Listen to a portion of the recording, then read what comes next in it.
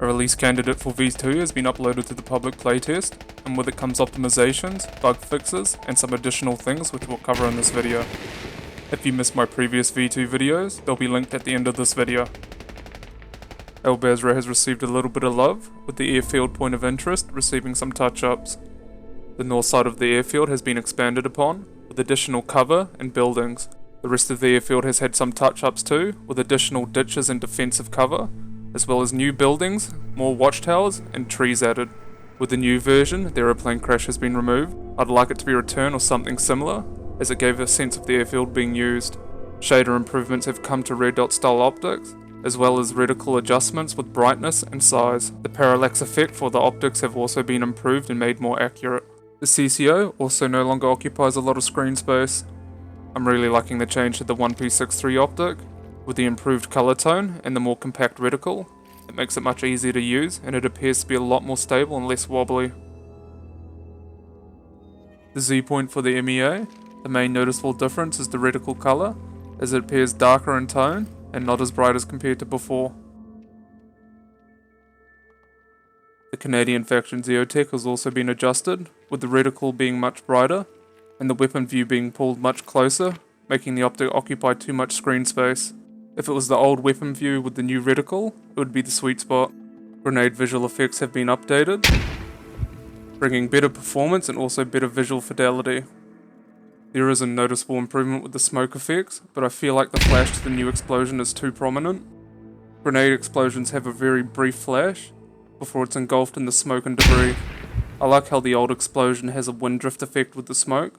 I think if the new explosion had a more brief flash and a wind drift effect added to the smoke, it would be perfect. The GL effects have the nice new smoke visuals, but also have the over-intensive flash. With the old explosion, I liked how you could see debris sort of explode outwards as well.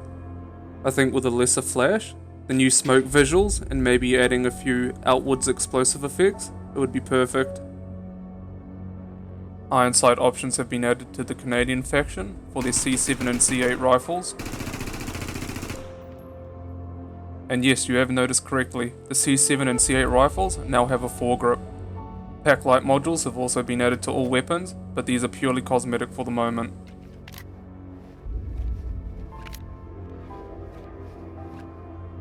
Here's a recoil comparison between foregrip and no foregrip. For those unaware, foregrips are not purely cosmetic, but they actually do provide effects to the weapons themselves. They reduce the vertical recoil and slightly increasing horizontal recoil, as you can see displayed by these charts here. The A10 Commander call-in has had a damage reduction as well as a damage radius reduction. I'm not sure how I feel about this, as it does make it less effective, but we'll see how it plays out.